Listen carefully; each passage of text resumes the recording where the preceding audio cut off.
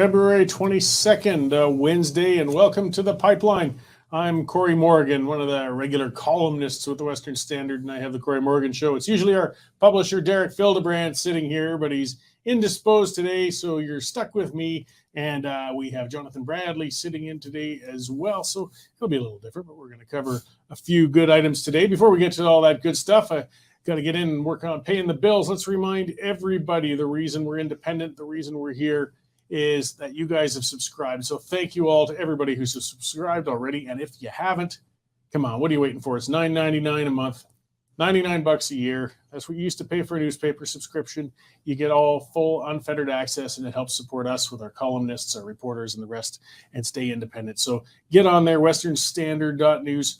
Take out a membership, guys. We really appreciate it, and it allows us to keep producing this content. So today I am also joined by our opinion editor, Nigel Hannaford. Hello again, Cory. You're still in your middle spot. Little has changed with you today. Life goes on. Back in more of the same. We carry on, we push on with our mighty bearded strange leader. And Jonathan Bradley, our intrepid Calgary reporter. Yes, second time on here. Over in the end, second time appearance. So welcome, Jonathan. Well, let's see what news has got us worked up this week.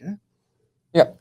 So we'll start with, okay, I'll give you a bit of a prompt. Yes, and the title of that was that expropriating the property of the offensive. And we had a story in the Standard about it recently. So Jonathan, is there? Yes. Newsman, frame that up. What do we got going on here? So the Canadian Human Rights Commission put out a report recently about how property should be expropriated by the government if there's violations of human rights. So that includes the right to adequate housing. And it mentioned that a large number of properties in Canada are owned by commercial property owners. So like a chain that owns like multiple condos. And it's cited as an example of a human rights violation, a condo set in Toronto where it was tarped over, preventing people from having views and sunlight. Yeah, the definition of what's a human right and what isn't seems to get pretty fluid in that document as I read through it. It is quite a document. Nigel, you've looked at it at length. What do you gather out of that piece of work? Done my turn as a landlord, so this caught my eye right away. And I think it's worth saying, just to be super clear, that what they're talking about is expropriating the property of not, your grandmother who rents out her basement suite, but very large companies that have gone in and bought up apartment blocks with the sole expectation of making a profit from it, which I've got no problem with, but they do. But we are talking about institutional property owners, not ordinary folks who are just, so large corporations. Exactly. All right. So the idea of, this is crazy at so many levels, but the words go back to the National Housing Strategy Act, which is a Trudeau era from 2019, an act from Parliament, and it defines housing as a human right, and it commits further to the so-called progressive realization of the right to adequate housing.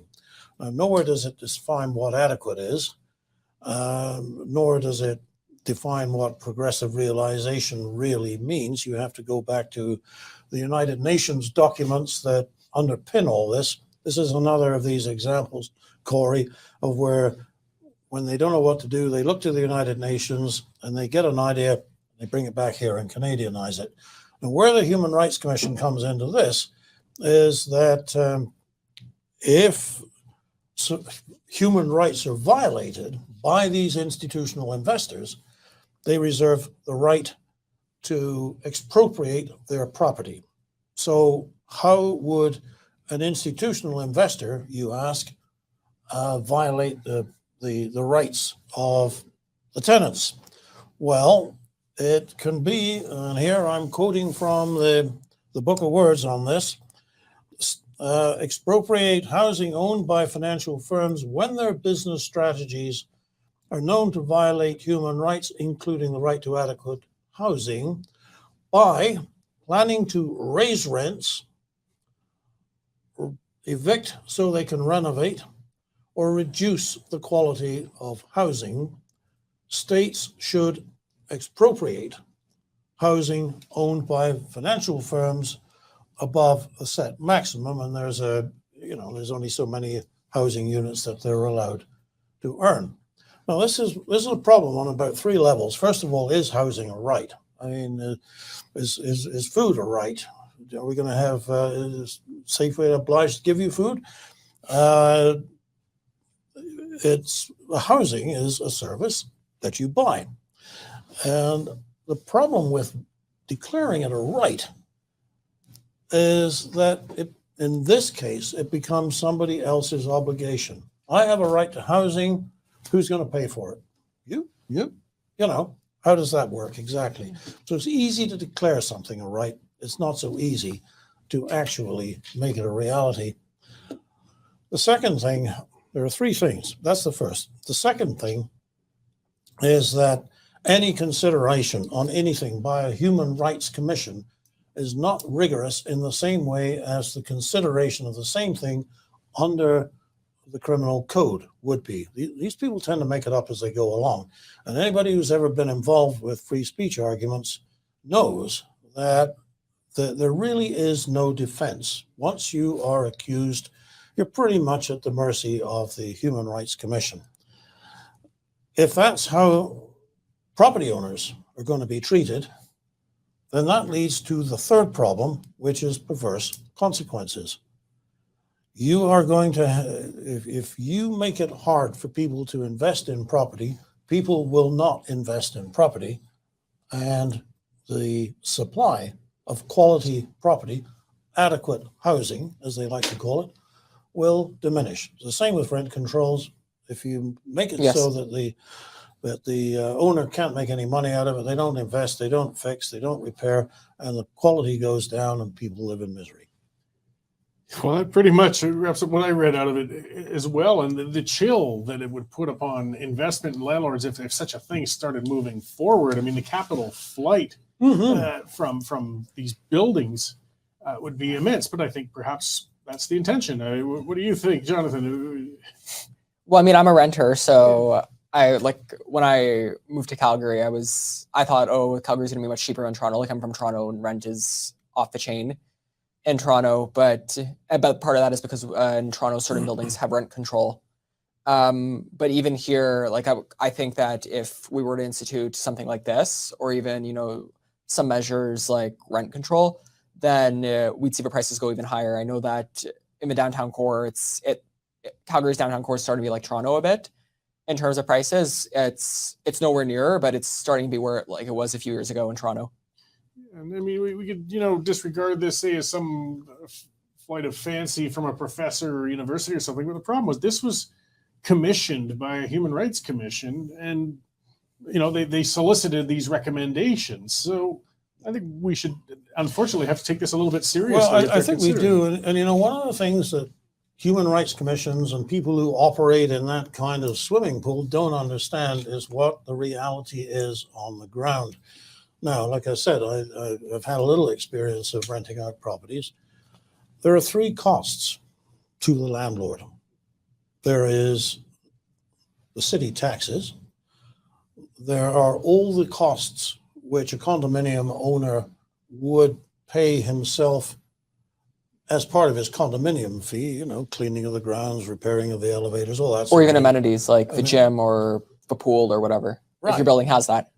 Assuming that you have those things, they are part of the condo fee. If you are the owner of the property, that's your expense to keep it up. And then the third thing is that if you have got money invested in a piece of property, what are you giving up in order to have that piece of property?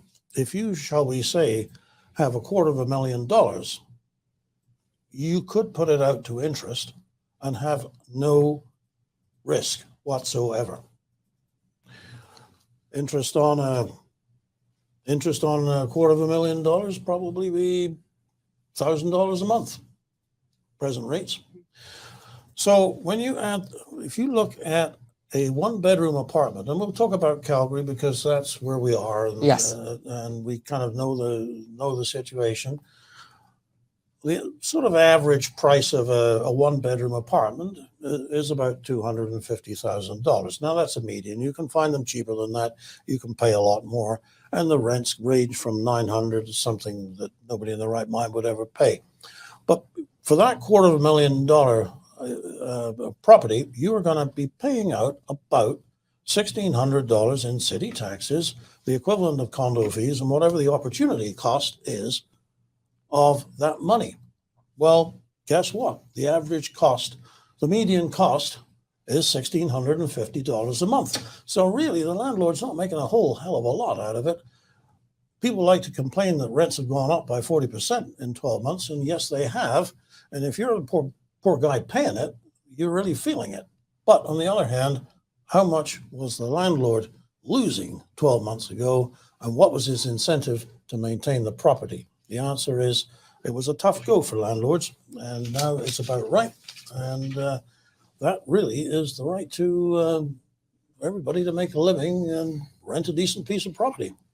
Yeah, well, we can only hope that gets somehow filed in the circular drawer where it belongs. And, just to kind of close out on that, I mean, people like demonizing the evil mustache tweaking landlord, but in reality, these companies are usually backed by your own pension funds. These people don't realize, too, that the money, if it makes money, typically is actually coming back to them in pension fund growth, RRSPs, other such. I mean, it's not money that evaporates. That is such a good point. A profit, or Yes. there's no Scrooge McDuck swimming through a money bin. It's actually collectively owned in a sense, and they're kicking themselves if they make these all All non-profit. those teachers' pension funds. Oh yeah, so we could do a whole show on that. They're very good money managers. Well, But extremely hypocritical too. Yeah. All right. Well, we'll move along, though. Yes, I mean it's just a bizarre. Well, nothing surprises of our government anymore. Another way we pay our bills, though, I should remind everybody to get onto as well, is through sponsors, and we have a good one. They've been with us for a long time. That's the Canadian Shooting Sports Association. I have Tony Bernardo on as a regular guest on my show, and whenever we want to talk about anything firearms, because that's what they're all about. If you own firearms, want to own firearms, or you just respect the rights of others to own firearms, you should be a member of this association. There's all kinds of resources for you there, everything from safe firearm use to lists of upcoming events, just like any other association of interest of yours. They also, most importantly, they're standing up for firearms owners. So they are lobbying on your behalf. They're pushing back against some of the ideologically driven legislation from our liberal government that are trying to take away your property and firearms. If you don't fight back, you're guaranteed to lose. So take out a membership with them, guys. If you at all value your firearms, it's an investment in yourself, and it's well worth it. It's the Canadian Shooting Sports Association. Their website is cssa-cila.org. Or again, just Google it, Canadian Shooting Sports Association, and you will find them. And help yourself there, guys. All right. So speaking of liberals, as we often do, we've had a ruling from the Emergencies Act from a liberal judge, or at least certainly appears quite liberal. This has been a few days since then. Most people have already heard about it. We'll chat a little bit about it. Give us the rundown, Jonathan. What do we got? So, Public Order Emergency Commissioner Paul Rouleau released his report from the Emergencies Act inquiry that happened in November and December. We saw multiple witnesses be called to that, whether that be politicians such as Prime Minister Justin Trudeau and Chrystia Freeland, along with various people who were involved with it. We saw Tamara Litch, Chris Barber, Jeremy McKenzie, people such as that. With the report, it's often a requirement of a Public Order Emergency Commission to issue a report determining whether or not the act was justified. And in this case, Rouleau did find that the act was justified to stop the Freedom Convoy, but he gave a whole bunch of condemnations of Trudeau and things that could have been done differently. That's interesting. So what did you read and interpret out of Rouleau's ruling, Nigel? Well, I was puzzled at first by the great reluctance that he seemed to be expressing, that he said the very words, with reluctance, I must conclude that the conditions were met. So what are the conditions? Well, they are, for the purposes of the Act, a national emergency is an urgent and critical situation of a temporary nature that endangers lives, health, or safety of Canadians. you, as everybody's read the same stuff, everybody's read the reports. If they're interested, they've seen the TV shows. They certainly saw what the convoy was like in Ottawa. And it's rather hard, actually, to make the argument that anybody's life was seriously in danger. But anyway, so why, when that seemed so obvious, why was he so reluctant?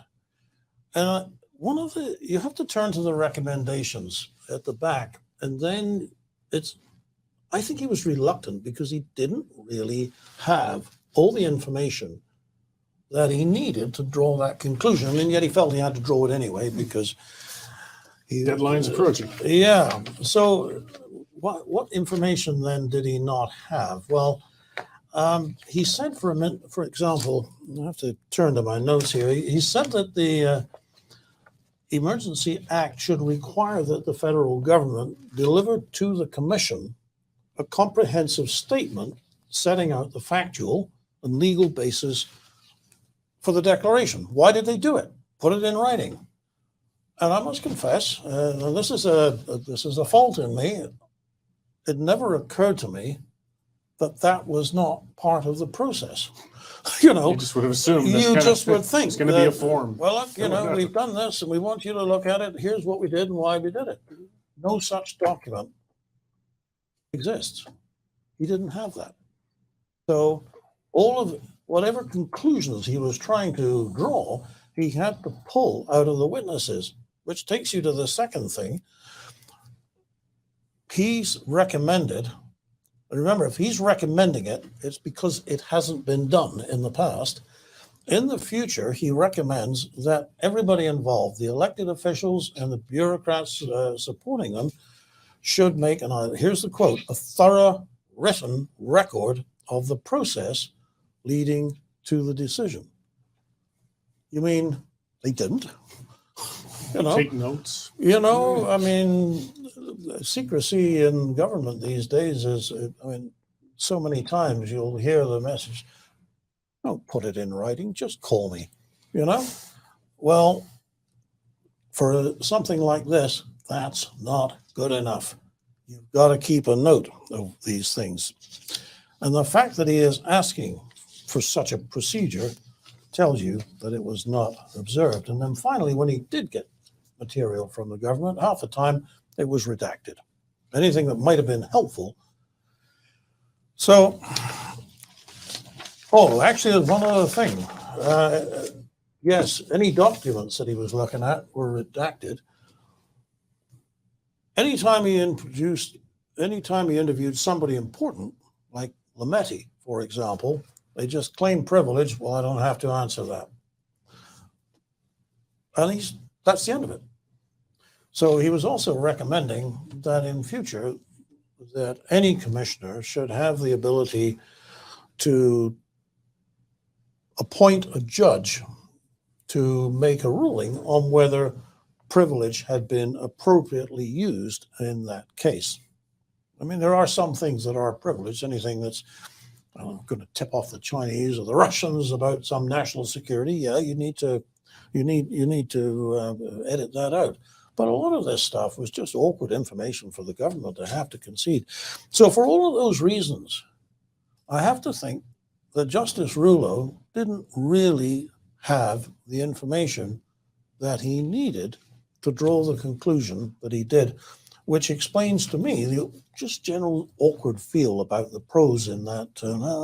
With great reluctance, I also hate the fact that he's so keen on the government's Bill 18 and Bill 11, but that's a different discussion.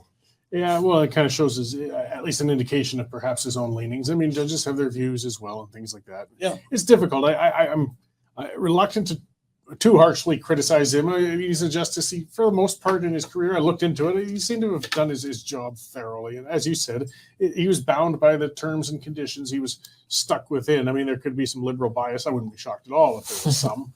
But, well, there was a liberal bias because he was involved with John Turner's 1983 Liberal leadership campaign. Yeah, that's going back a bit. I was going to say, it must have been about 12. So, I mean, there's only so much you can hold on. But it's unfortunate because it was kind of an inconclusive ruling. Nobody could really look at it and say it settled anything. I mean, we just got more of the same. If anything, I would hope maybe they might want to amend the Emergencies Act, change it so that the bar is a little higher.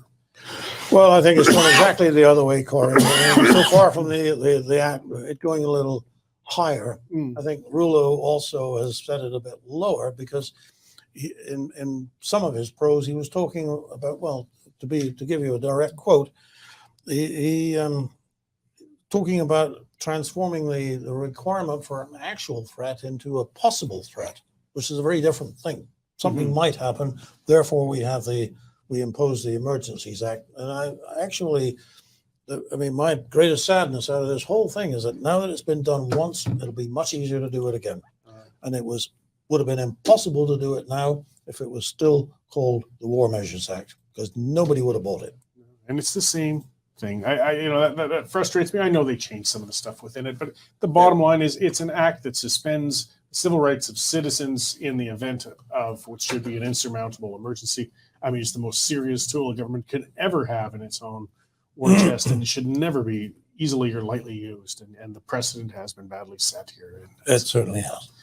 Well, we'll see. I guess the only way people can really seek remedy on this one's at the ballot box, and I don't know if people are ready to get rid of those Liberals, but that's fodder for another show too. Yeah, let's not give it all away at once. No.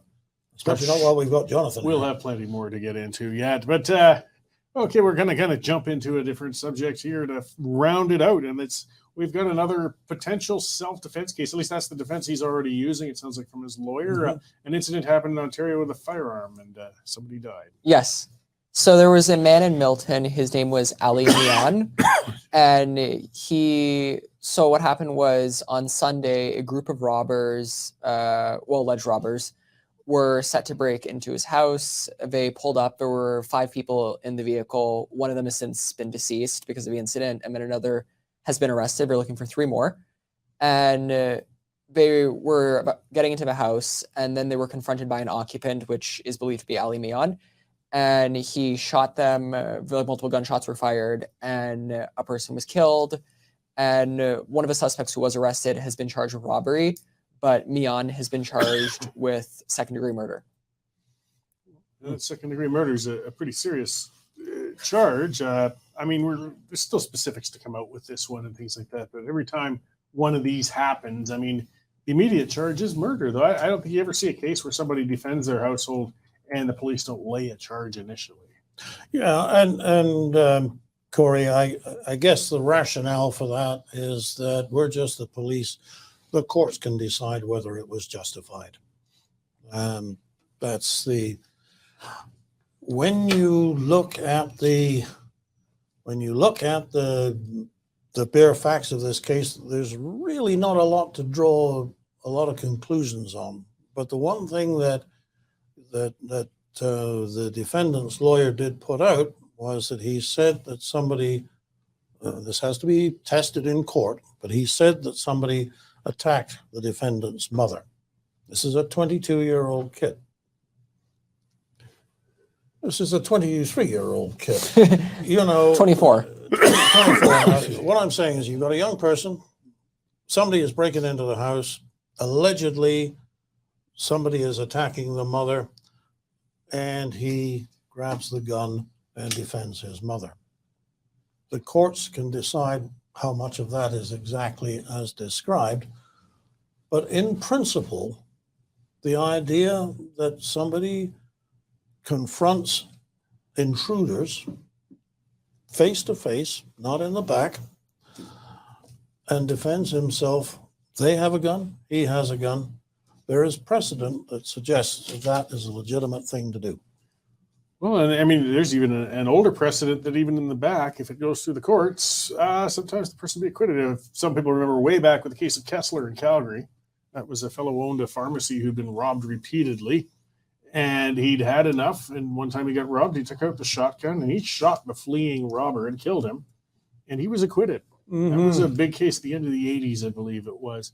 But it always goes to the courts. It's not until it sits before typically a jury to say, okay, we believe you were entitled to defend yourself, but that means you've got to run the gauntlet. You've got to put your life on hold for months, possibly years, to get through the criminal Yeah. courts in Canada. Wasn't there some case as well? We talked about this at the UCP leadership debate. It was Eddie something. Eddie Maurice, yes. Eddie Maurice, where he used self-defense to defend himself on his farm, I think it was.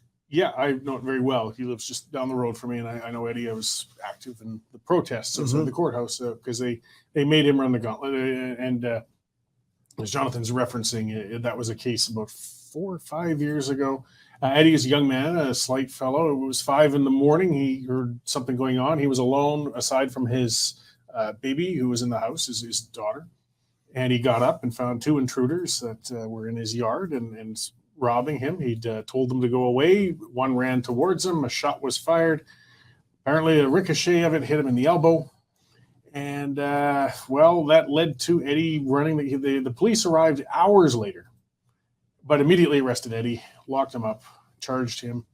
And it took about 4 months before they finally dropped the charges. Yeah.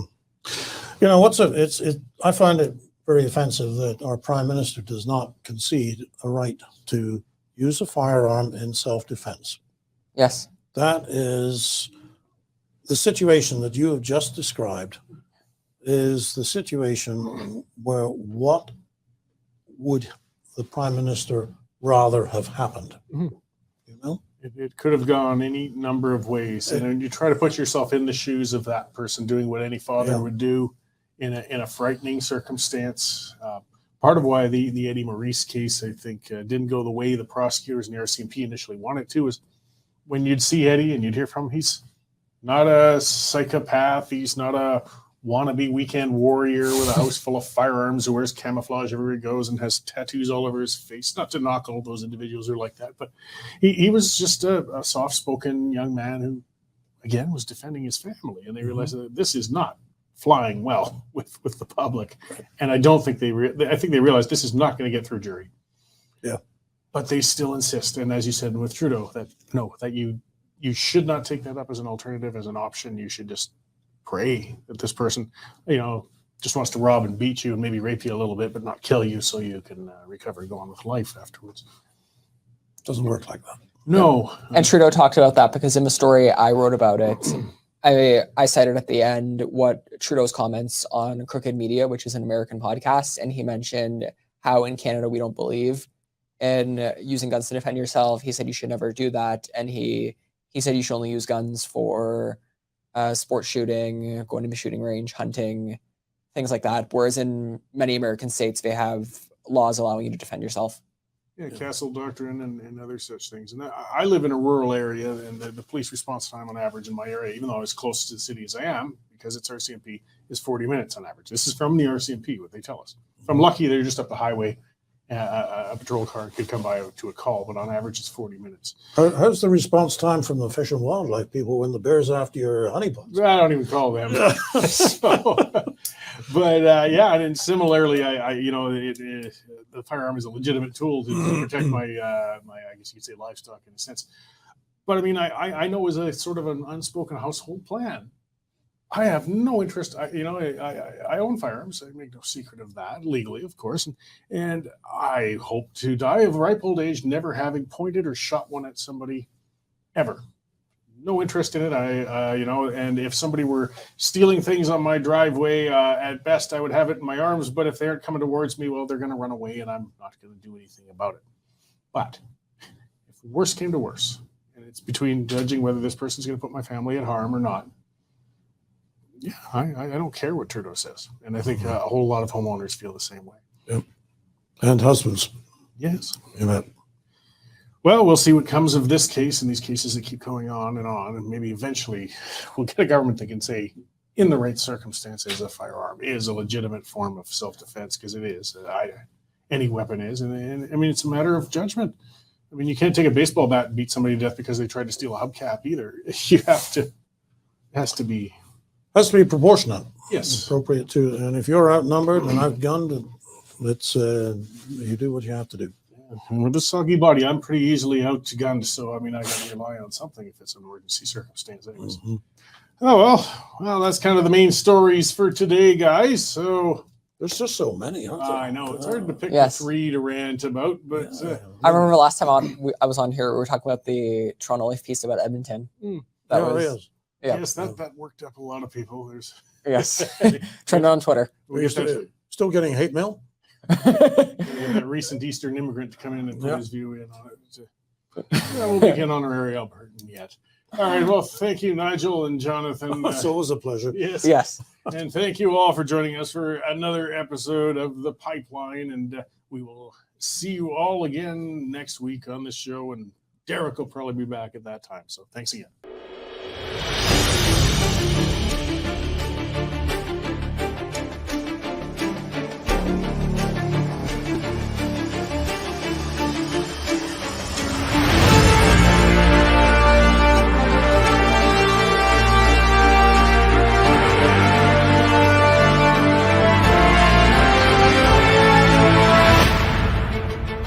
Canadian Shooting Sports Association. Without the CSSA, our gun rights would have been taken long ago. These guys are on the front lines helping to draft smart and intelligent firearms regulations and legislation in Canada, and more importantly, educating the public about how we keep guns out of the hands of the wrong people. To become a member, it's absolutely worth every penny. You can become a Western Standard member for just $10 a month or $99 a year for